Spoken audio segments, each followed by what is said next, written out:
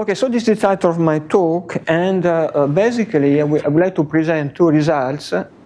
One, which is the content is in this paper, which I recently wrote with Gary and Cecilia Gonzalez-Tokman and Jason Atnip. This is the sequel of this paper belongs to a bunch of papers where we try to develop some thermodynamic formalism for a closed and open system. I will show you the kind of system we consider it.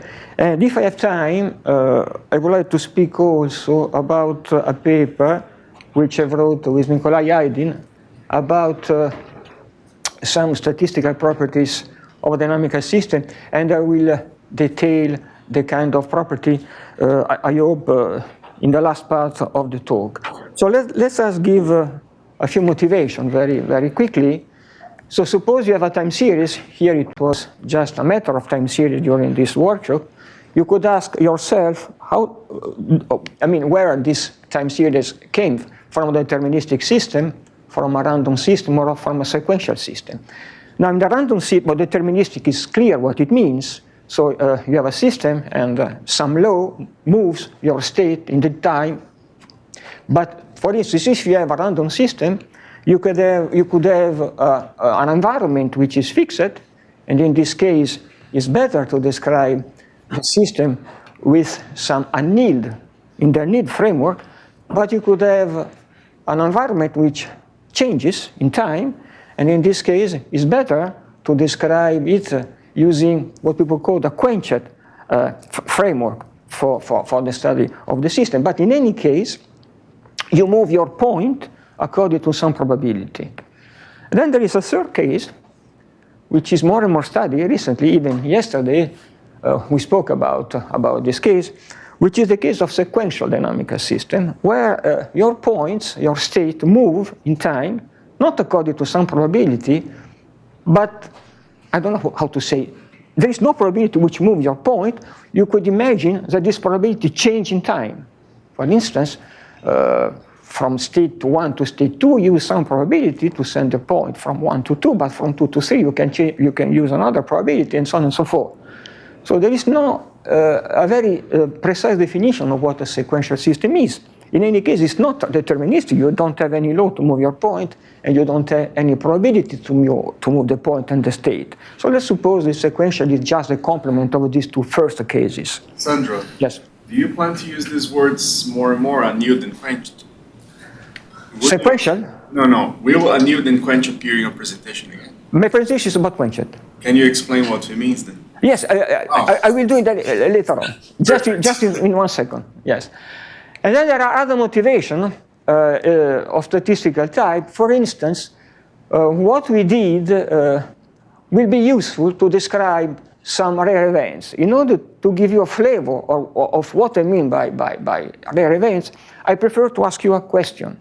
The question is the following one. Suppose in the phase space we have some region with more probability, or if you want, we have one state which is rare in the sense that the probability of getting this state is very small. So the question could be the following. What is the probability that the first occurrence in this state, or if you want, the first entrance of your point in this state, is larger than a prescribed number n, at prescribed time n? So what is the probability? So suppose, for instance, this is a rare state in the phase space of this room. The question is, what is the probability that I get this? The probability that I get this state is larger than n. Of course, this is a very interesting question. But the point is this question given in a good way? So it's well posed, this question.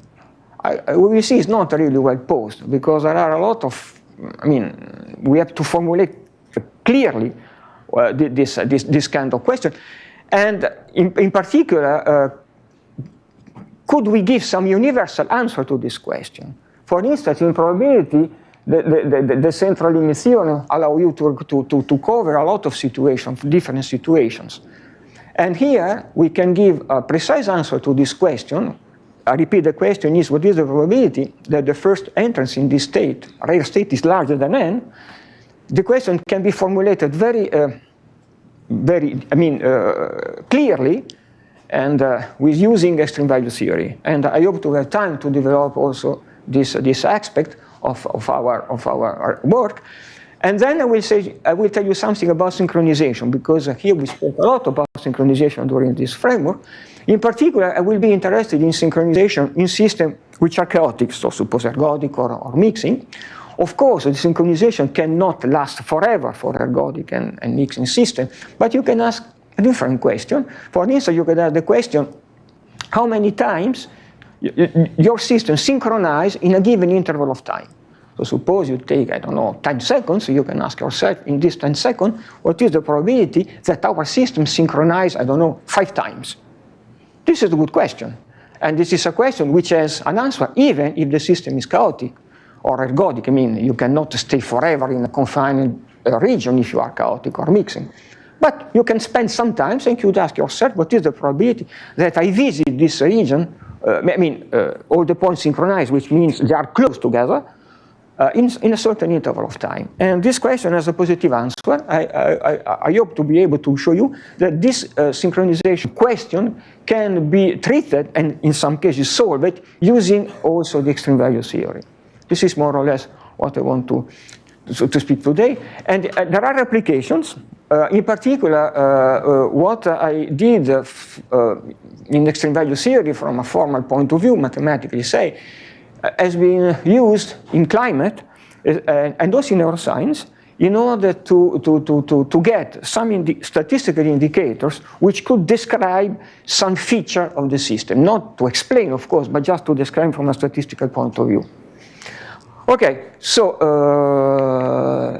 these are again more detailed motivation, but in particular, the point which I described you before, I am trying to speak about this point in the random setting which I call Quenched. And now I'm going to explain you what Quenched means. Okay, so let's start with a very simple situation. Suppose we have some space I, which is the interval for me. Let's take a interval.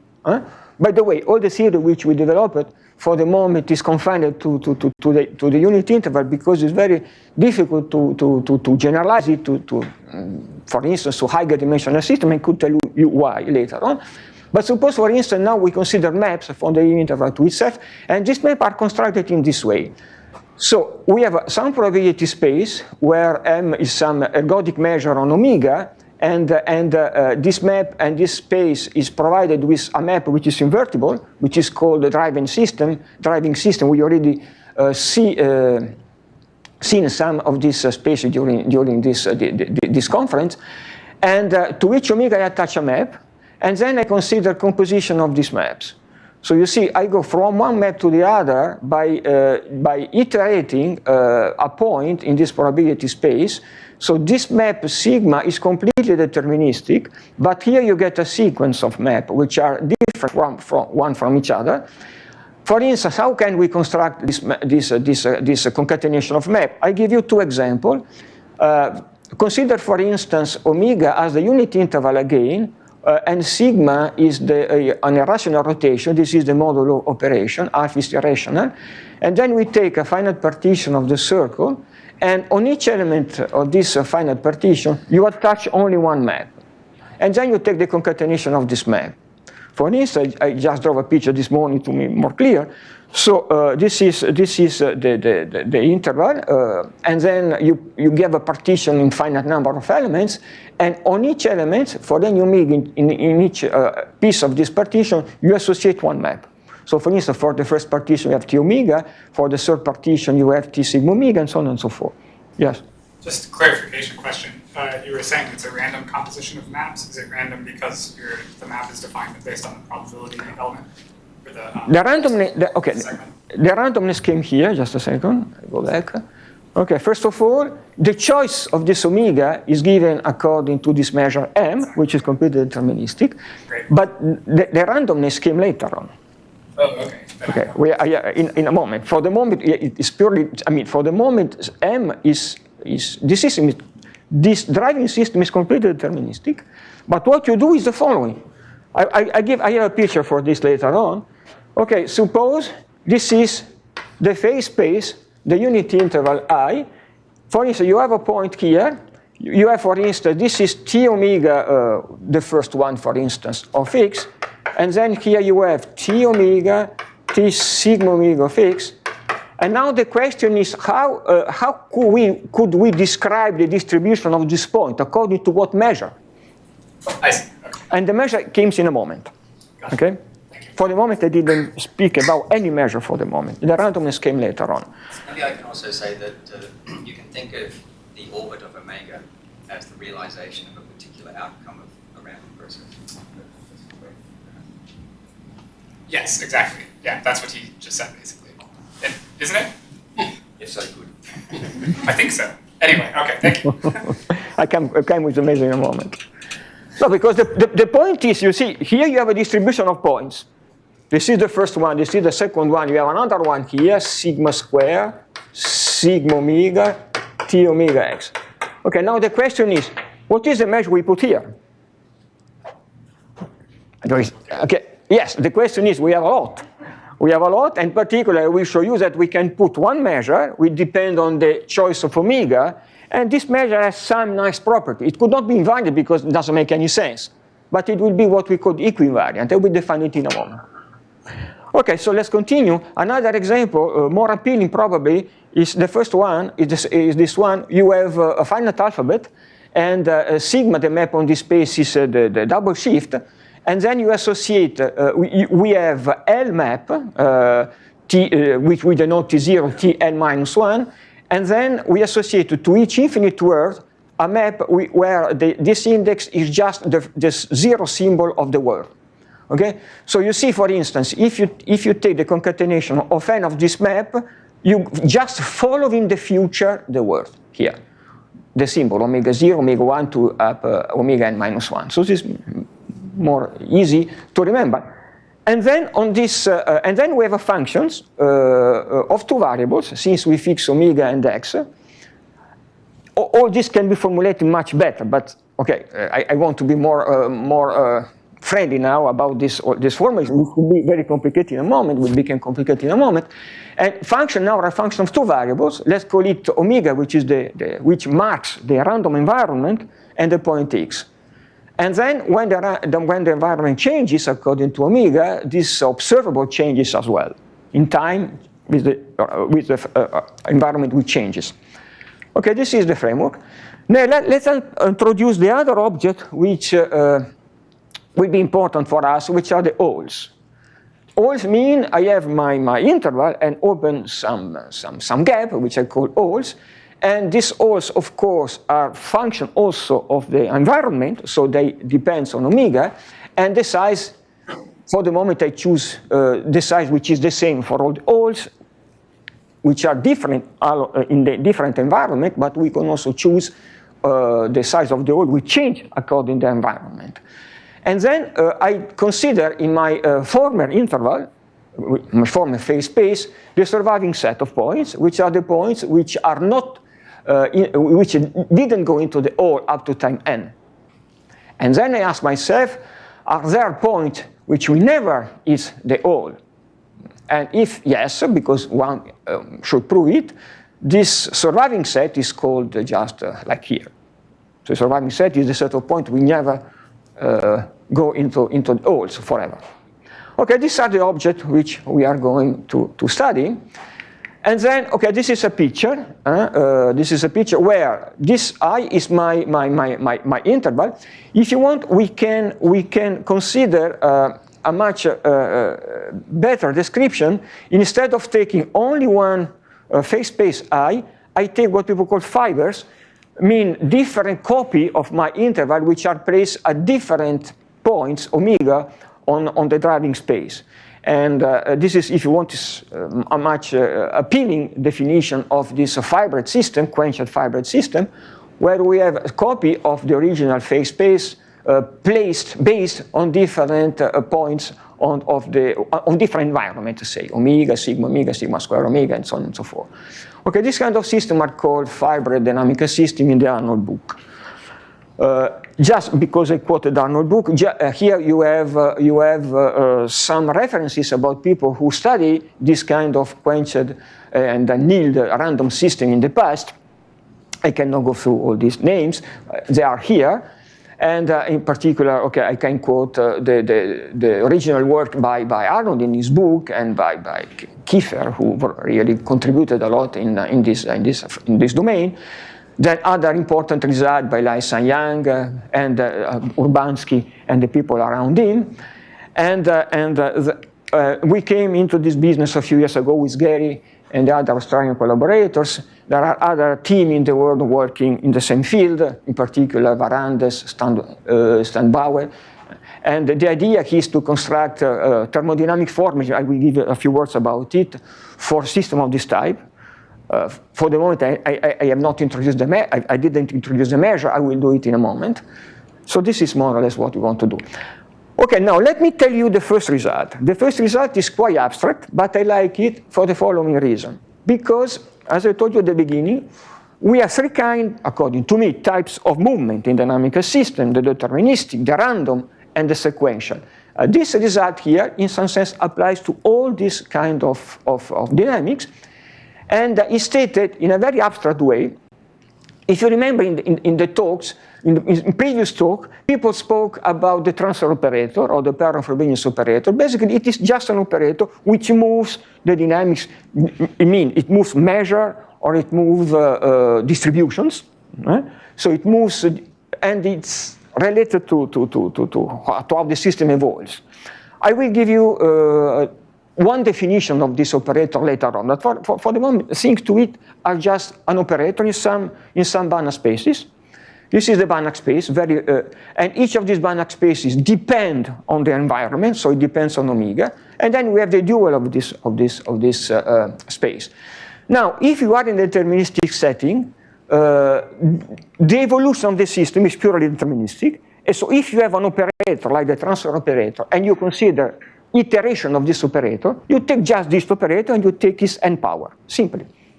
But if you are in sequential or random situation, you cannot do it because the operator changes time. So what we have to do is take a concatenation of operators. And it changes completely because the function analysis approach to singles of the operator is not the same as the function analysis for one operator. For instance, if you have an operator with eigenvalue lambda, the eigenvalue of the n power of the operator is lambda to the n. But here is not the case, because the operator changes according to omega. So it turns out that for what we are going to do later on, what we need is the following. We have these operators. These operators are marked with 0. It means they are operators attached to some system which is unperturbed, but it could change according to the environment. But then we take a perturbation, so it means each operator will change, a lot or not, it depends. And these new operators are called omega. And what we need for what I will say in a moment is to know how the eigenvalue of this operator, perturbed, is related to the eigenvalue of the unperturbed operator. And since if we have a formula for omega, of course we have a formula for all the iterates of omega. So in particular, if I take the concatenation of the eigenvalue for this unperturbed operator and the concatenation of eigenvalue for the perturbed operator, we can compare both. And this comparison is important for the statistical properties I'm going to explain, in particular to describe rare events, synchronization, escape rates, everything. So how can we get this kind of result? Okay, what we did in our last paper with Gary and the other colleagues was to generalize a deterministic result by Keller and Liverani, which was true in a deterministic situation. So what we have is the following. There are a lot of assumptions to prove this theorem. We will not give you any of these assumptions, but I will show you later on briefly how this assumption can be checked in some particular situation. But in order to give you a flavor of the statement, I just need two things. I need the following. I need some eigenvalue equation for the operator and for an element of this dual. This is an element of the dual. So my operator should verify this eigenvalue equation. to pay attention to this multiplier, which is the eigenvalue which I need, and to this guy here, which is just, yes? Sorry, Sandro, I don't think it's an eigenvalue. Sorry? It's not it's the Atnip multiplier. This one? What is wrong? The phi is changing, right? The phi is not the same on each side. It's sigma omega. Yeah. Yes, great. Yeah, but it's an equivariance condition. Don't understand. It's not an eigen. The phi is not the same in the Here, I sigma omega. the The next other. line. Yeah. Okay, sorry. Anyway, so you have these two quantities here, and this is the result which we got. So what we can do, we can compare the eigenvalue of the multiplier for the perturbed system and for the perturbed one. And this quantity here is just, it measures the difference of the two operators. What was interesting, this measure is given using an element of the dual for the unperturbed system. We will see later on that this object is nothing but as a measure. So it will be not difficult, depends, to control this quantity here. And what is important, and especially if we want to do some statistical, if we want to answer to some statistical question, is to understand what are these objects here. This object here have a very complicated form apparently, and again, they are computed using an element of the unperturbed dual of the system, and one should suppose that this limit exists. I will show you in a moment a much better formula for this in the situation in which we work, and this expression will have a much more easy formal interpretation.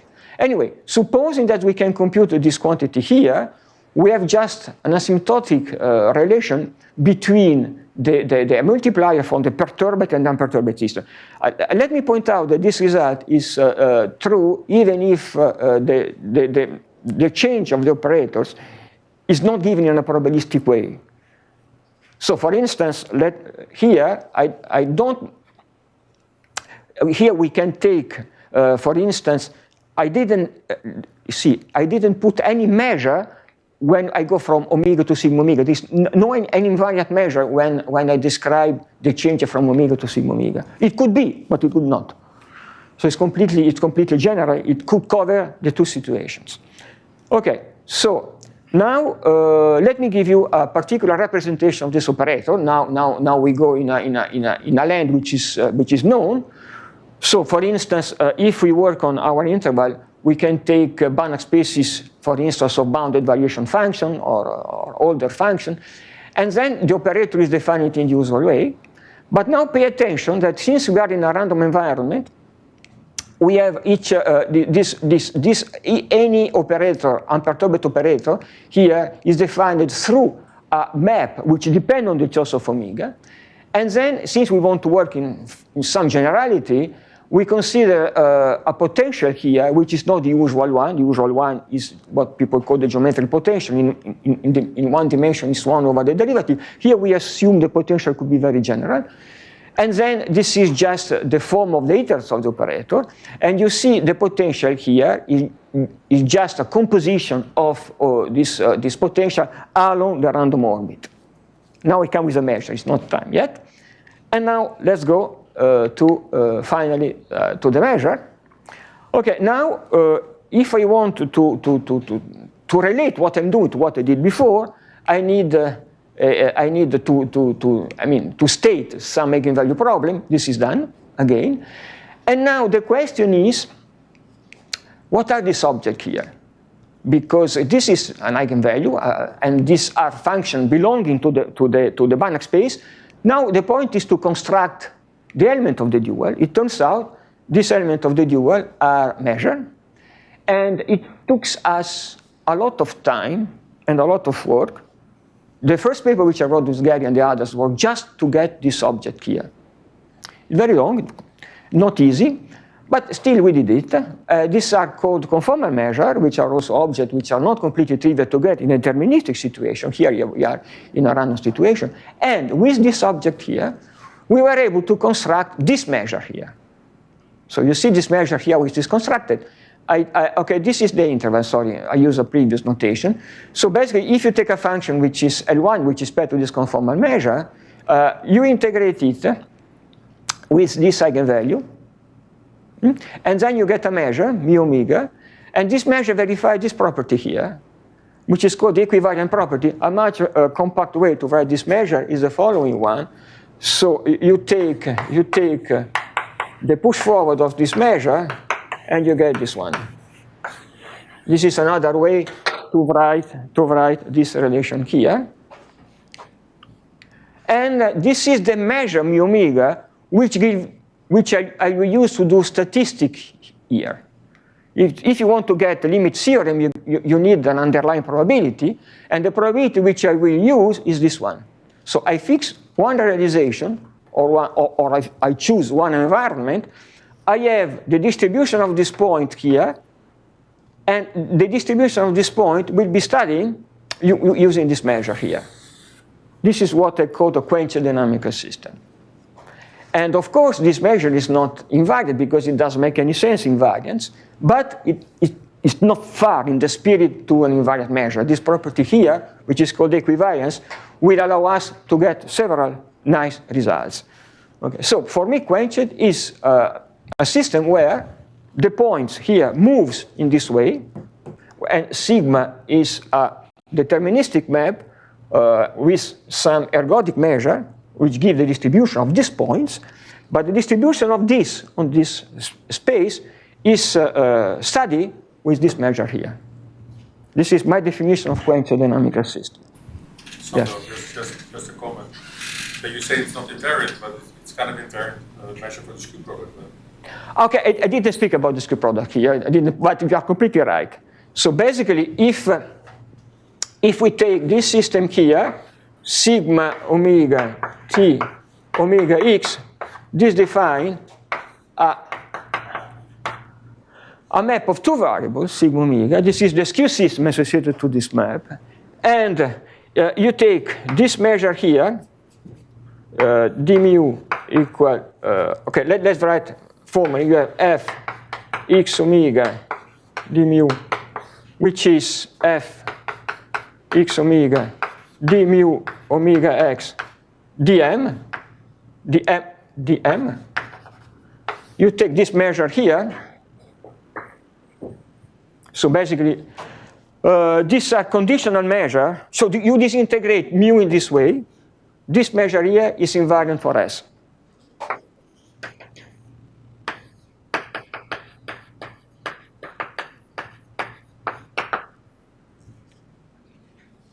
Okay, so you have a measure, let me write it in this way, is mu omega dm. It's not a product measure, but you disintegrate this measure along the fibers, and then you integrate with respect to omega, and this measure here is invariant for the skew system. Okay, now it's interesting to observe that here we have a purely deterministic dynamical system, but it's hopeless to begin to think that we can describe the quenched system only using this one. It's not true. I mean, we cannot reduce the study of the quenched dynamical system to the study of the skew system. Yes, it helps, especially, for instance, if we want to compute the variance of the central limit theorem for the quenched dynamical system. It turns out that we have to use the skew system which is associated to it. Otherwise, we cannot get definities of the variance. The fact that variance grows linearly. Okay, so now let's continue. Okay, now I introduce the all. If I introduce the all, here is the perturbed operator. So okay, so I multiply the function where the previous operator acts with the characteristic function of the complement of the all. Because if the all is small, so suppose you have our system is here, if the all is very small, the complement is big. And so if I multiply the function f by this characteristic function, when the size of the all goes to 0, this object goes to the whole interval. So this could be considered as a small perturbation of the previous operator. And this is exactly what we are going to do, namely to consider the perturbed operator as an operator which converges in some sense to the original one when the size of the whole goes to 0. This is where the previous perturbation theorem came in. Okay, and of course, if we put this perturbation, also the potential will be perturbed. And we have here. Sandro, Yes. what's your assumption on the maps? Okay. I didn't want to put the assumption on the map. No, but just roughly speaking, Yes. can they change branches? Okay, okay, so the map are the following. We have, what we did is for the moment restricted to the interval, and we have map which could have countably many branches, not necessarily hyperbolic, expanding. I mean, we could have some map which are not expanding, but they should verify other assumptions which allow us to do what we wanted to do. In particular, there are assumptions on the potential related to the map, and the map itself should verify some assumption which we call the covering assumption. Roughly speaking, it means that if you have some small set in the interval, a suitable concatenation of your map the image according to the concatenation of your map could give you the whole space. But all these assumptions are stated later on at the end, because first of all, I wanted to give you a flavor of the general theory and restrict at the end, if you have time, on the particular class of map which we consider. But for the moment, you can see these are expanding map to make things simpler of the interval. What is important is the map on each piece. The map are not necessarily onto, and this makes the difference of what we did with other things did. Okay, so since the map are not onto on each piece of monotonicity, we have the theory is a little bit more complicated and forces us to use function of bounded variation instead of order function, for instance. This is one of the difference with respect to what the other did. Anyway, now this function here now measures the difference of the two operators, and you see, if the operator is just what I told you before, the difference of the two operators now is measured in a very simple way. It's just this multiplier times the measure of the whole. And also this object here, which were very complicated at the beginning when the theory was formulated in a very general setting, now becomes not completely difficult to understand. Because, for instance, let me translate what this guy means. It means that we start from one set, which is, for instance, this one. I stay k plus 1 time outside this set, and then I come back to another set. So basically, I have two sets, one here and one here. This is the first and this is the last one. I take all the points here, then all these points must be outside the two sets, and then they come back here after k times. And the question is to compute the measure of the points which do exactly this kind of trajectory. And this, in some sense, can be done. We did it in some example, because this object can be, in some particular case, it can be managed very well. But they are easy to interpret. And this quantity here are very well known for people doing recurrence. Anyway, and what is important for physical application is that this number here is called the thermal index. And if people doing extreme value theory know this guy here, because it means physically something very simple. When this guy is equal to 1, it means we have not cluster which forms into the system. Instead, when this number is strictly less than 1, it means we have cluster which forms into the system. Cluster means you could have regions where the orbit, the trajectory, spend a lot of time because there is something we try to attract the orbits. For instance, if you have periodic points or fixed points, even in this random setting where it doesn't make any sense to speak about periodicity, we could have some kind of set where the thermal index is less than 1. The phenomenon is different, but still you could have a region in the phase space where the orbits stay alone. And these are called clusters. How many times you stay in a given region give you the size of the cluster. Anyway, this is just a quantity which we will see later on. And then, okay, here are a few assumptions. I go quickly on this.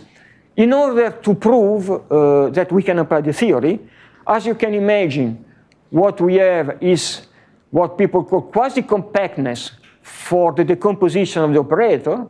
And namely, you see, this operator here can be decomposed in this way. This first part is just more or less a reformulation of this one, but then you have an error term, and this error term should decay fast when n goes to infinity.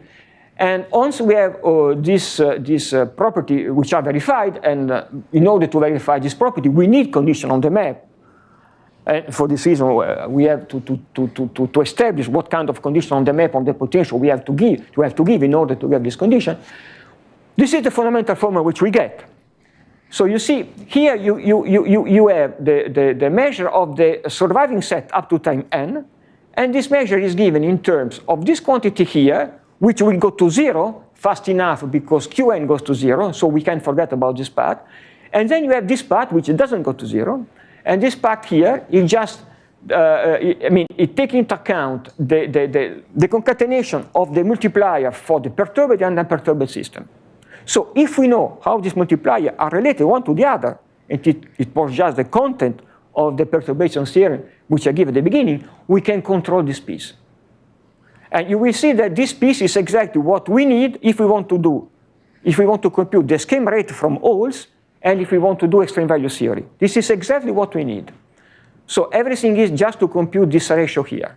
It's not completely difficult in a deterministic situation because these are just power of the first multiplier, but here are concatenation. So you need some more work, and above all, you need a theorem which gives you the relation between the multiplier unperturbed and perturbed. It was given by our previous theorem. Okay, so let's give the result. The first result is about the escape rate.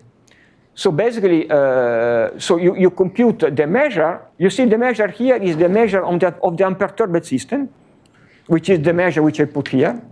So it's my underlying probability of the point which survive up to time n. So this is the definition of escape rate. And in this quenched setting, we have a formula for this number, which is given by the difference of the average of the perturbed and unperturbed multiplier. So since, okay, now if we allow the hole to be small, because here the hole could be even very large, but if we allow the hole to be small, then we can relate the perturbed multiplier to the unperturbed, thanks to the fact that asymptotically we know how they are close. And we get a much better formula, which is this one, in terms of this number, again, which is what I called before the external index, which is this one. And this external index not only is important for extreme value theory, as I will show you in a moment, but it's also important, for instance, if we want to get an asymptotic formula for the escape rate, when the size of the hole goes to 0. Not only n, because epsilon is fixed, but also epsilon. So we get a formula in terms of the external index here. Now let's go to the extreme value theory quickly. Okay, so this extreme value theory is just formulated in this setting. Or let me tell you something which I think is important. Extreme value theory is a very well established theory when we have a stationary process. Now the process here is, the probability of our process is mu omega. And mu omega, and if you write any process and you take this as the underlying probability, it is not stationary. So the question is, can you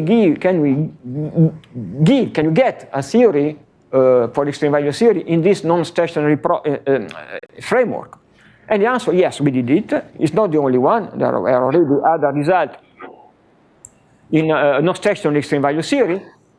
Okay, but this is what we did. So basically, what you do is the following: you take some function which goes to infinity somewhere. I will show you in a moment one particular very well-known and established function, and then you look at points which are where this function exceeds some value close to the value where it goes to infinity. And then you look at this distribution. Again, this distribution is taken with respect to the probability on our space. You look at all the points where this function will change according to the environment, omega, sigma, omega, doesn't exceed this value, z omega, which is a finite value, but which is close, but it is very big in some sense. It's finite but big because it is in the neighborhood of this number, which is infinite. So it's a large number but finite. So you study this kind of distribution, and then you ask yourself, what happens when n goes to infinity? So you are looking to all this quantity here, and you ask yourself what happens when these exceedances are not. I don't go up these exceedances up to time n. And okay, and if this distribution exists, we get what we call the extreme value distribution for the observable h omega. Now, people doing extreme value theory knows very well that this is not a very well posed problem if we don't give give some assumption on the choice of this exceedances level. I have 5 minutes more. Okay. Oh dear. Okay. So what happens is we have to take we have to put some assumption on the choice of this level here, which give you the level of exceedances. Otherwise, what we could get is just a trivial distribution, namely 0 and 1. And what we choose is this kind of normalization, which in some sense is not too far from what we do in the deterministic situation, with some difference anyway. So basically, this exceedances level should verify this kind of equation. Now look, this kind of equation are very easy to verify. For instance, if we have measures which are not atomic, because using the continuity property of the measure is not difficult to check this assumption here. Okay, at the end what we get is this result. With this previous choice for the exceedancy level, what we get is just the existence of a limit distribution where the limit, of course, is not random. And this code is called the Gamble law, which played the role of the CLT in this framework here, because as soon as you verify all the assumptions which we give on the level set, and of course, is our perturbation theory could be applied, then this result is completely general. You can apply to the system you want. And what you get is this value here, which is again the external index, which one more time I wrote it explicitly. And in some cases, this can be computed explicitly. So this is just the result we got. Complete universal bound. Now let me give you, I said at the beginning that the question which I asked myself was, what is the probability that the first entrance is larger than some number? This can also be stated in this framework, and it is another way to understand what this result means. So in particular, let's go quickly to introduce the observable which we need. The observable which we need is this one. I take minus log of a point x for a given point on the fiber omega, which I call y omega. Okay, now, if I don't exceed this number here, this means I am outside this ball. So it's very easy to interpret dynamically. When this function is less than this threshold, it means I'm not in this ball. So this ball is my rare events. And when this function doesn't exceed this number here, I means I am outside this ball. But when I exceed this value, I am inside the ball. So this is the rare event. Okay. So the question is, I want to know if in this Quenched framework, what is the probability, and the probability will be mu omega, that I don't know. I came into this ball, but we have to look carefully what it means now, because the ball changes according to the fiber after a certain number of time. Okay. So let me give you the final result. Here is just a way to state all the quantity, but you will see the final result is much more easy to understand. So, and this is what we call the physical interpretation. So I have balls which are sit on different fibers with different radius here. I call these rare events. So on each fiber you have a ball. And the ball could be located differently on the fiber with a radius which could change according to the fiber. Then I ask myself, what is the probability that the first occurrence of these events, namely, what is the probability that the entrance of my point, of my concatenation of random point, enters one of these balls, because the balls are sit on different fibers, is larger than this number. So I repeat, the question is, what is the probability that I enter these balls, but this ball means one of the balls are on different fibers, that this first event is larger than this number. Okay, this probability is given by this number.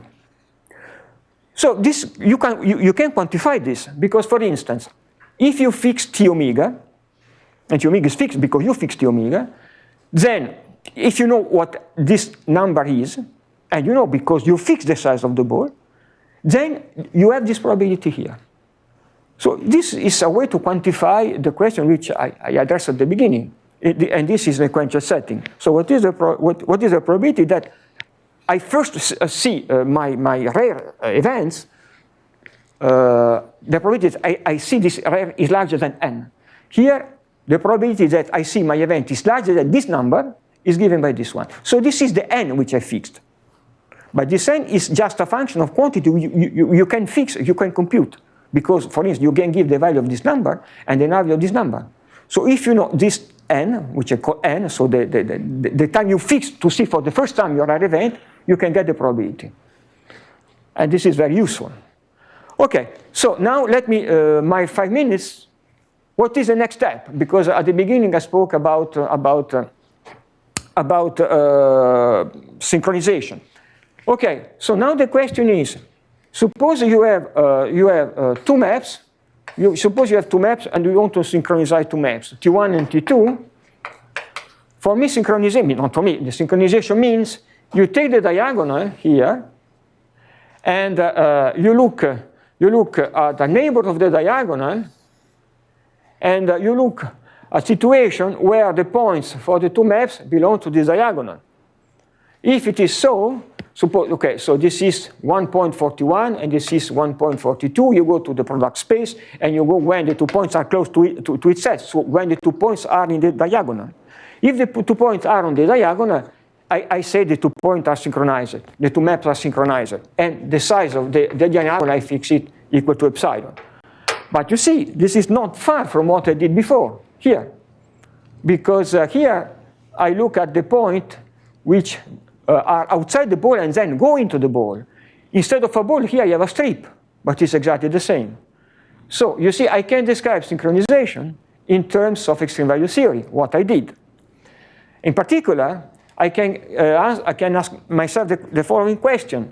For instance, if I fix the size of this strip, okay, what is the probability that the synchronization happens, I don't know, 3 times in a given interval of times?